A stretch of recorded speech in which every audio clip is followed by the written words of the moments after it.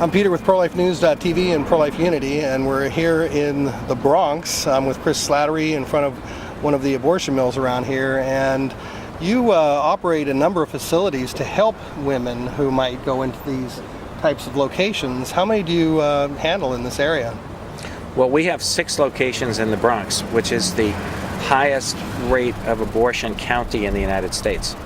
We do have 5 fixed offices and this mobile unit, which we bring here four mornings a week. And we also do some other street outreach in different heavy traffic areas of the Bronx. And you say these, you have a mobile unit, and of course we're showing people what it looks like now. What do you use the mobile units for? We come to reach out to women on their way in for an abortion, and we have a little safe haven vehicle where we can do a free ultrasound, counseling, video, give them a chance to sit down in a little more peace and quiet than the sidewalk. And this works year-round. Of course, we air condition it in the summer and heat it in the winter. And we're out here every week of the year. And so it's climate controlled, which is important when you're in really bad weather.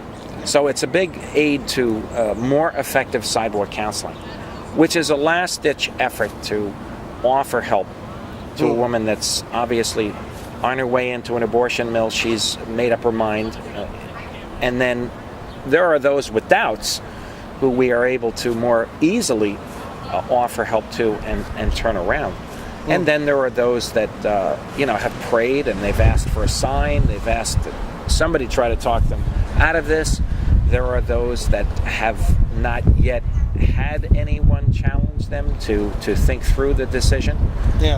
So there are all kinds of people that are at different mental stages as they come in here. We're praying for them. We're really asking God's grace to come down on them and move their hearts, because ultimately they're the ones making the decision. They are the ones that have to turn their hearts towards motherhood or fatherhood. Sometimes the father is the one that's making this push for the woman to get the abortion. Sometimes it's a relative. It's the mother of the pregnant girl. Sometimes it's a sister. Sometimes it's a cousin. Sometimes it's a neighbor. You don't know who it is.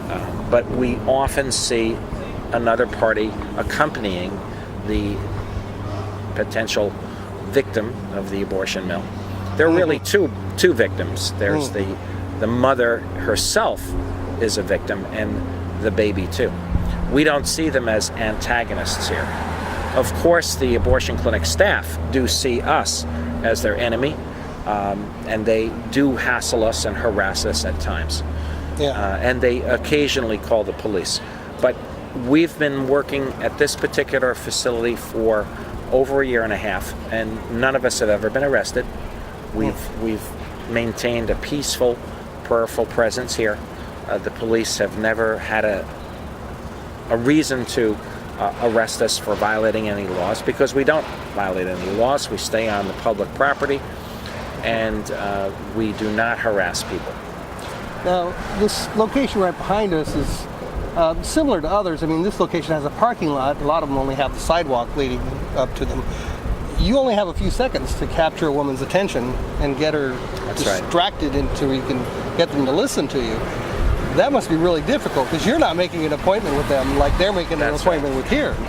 Well, we find it is important to have a large team, and most of the summer we've had 8 or 9 people a day in the back location where we are now, and split up with a group in the front location. This is a very large property here with a front door that's literally a 5-minute walk around the block to get to. And this is a back parking lot where happily only about 1/3 of the clients actually drive into. Most of the clients to this particular abortion mill, Peter, actually walk in, which is a big advantage. A lot of abortion mills across America are housed in facilities with big parking lots, with no sidewalks and no nearby public transportation That makes it a little more that difficult. women generally drive into. And then you have to raise your voice, you have to shout sometimes to get their attention if they go to a parking lot, or sometimes they drive away and you can't even see them. They're nestled in the back corner of a Yeah, we have property. one like that in Falls Church, Virginia. Yeah. And it's a little difficult because you got to try to get their attention and then get them to roll down the window and get information to them. And then, of course, they have the death escorts, which try to just wave them in and say, don't listen to those people. Yeah. What about this location? Do they have anything similar to that? We don't see any presence of regular death escorts, which we're very happy about as well. Part of that is because the real militant activists in New York City are in Manhattan, and they don't like to traipse up here to the South Bronx, which is north of Manhattan. Oh. And it isn't an area known for activists around here. The South Bronx is one of the poorest areas of New York City and of the United States. So, And they're volunteers. I mean, they don't get paid, right? well, yeah, I've heard that some death escorts, Planned Parenthood types, do get paid, but Wow. I don't know. In this particular place, we don't have them, thankfully. Yeah. Although they do hire extra security guards here on Saturdays, we don't see more than one guard out covering the front and the back on the daily basis. So we are pleased we don't have very aggressive death escorts that interfere with us, except occasionally the clinic staff. When we're having a particularly effective day, they can get very annoying. But generally, this is an ideal situation. And this is why we have brought in, over the summer, over 30 different people to work with us. Because this is such an ideal spot to turn women around. Yeah. We bring women in from across the country and overseas to work with us on an internship basis. Now, this location, how many children do you think are killed at this spot every day? Well, our estimates are that on a weekly basis, there are about 100 abortions done here, and we prevent, I would say, at least 10 to 15 a week from going ahead by 10% success ratio. By effective outreach with a very good mobile clinic setup. Yeah. But that's over 5,000 a year. Yeah. That's a heavy abortion rate for most American cities. Don't have abortion clinics of this size. Yeah. This is not the largest in New York City, but it is we believe one of the few that you can very effectively work at.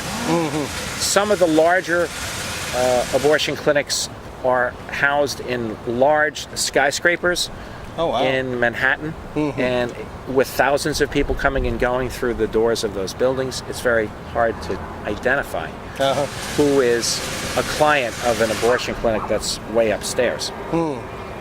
And as far as the term, is this a first trimester abortion facility? They abort here through 24 weeks. Through 24 weeks. In fact, the doctor that owns this facility was a partial birth abortion expert, and they did do partial birth abortions. So all the way here. up to 6 months at this location. That's right.